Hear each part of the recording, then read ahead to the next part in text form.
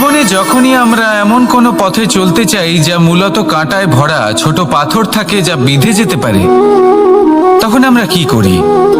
আমরা পাদুকা ব্যবহার করি, আর তারপরে আমরা খুব সরলভাবে সেই পথে অগ্রসর হতে পারি। কিন্তু যদি পাদুকা আর পায়ের মাঝে কোনো ছোট পাথরও এসে ফেসে যায়, তখন কিন্তু আমরা খুব কোমল পথও পার করতে পারবো না। কিছু বুঝলেন আপনারা?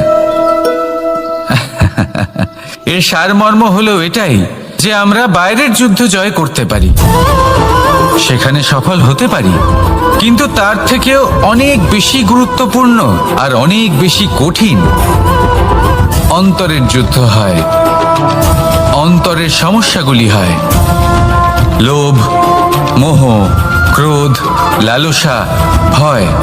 যদি এইগুলি আপনার মধ্যে থাকে, তাহলে আপনি সংসারের যে কোনো স্তরে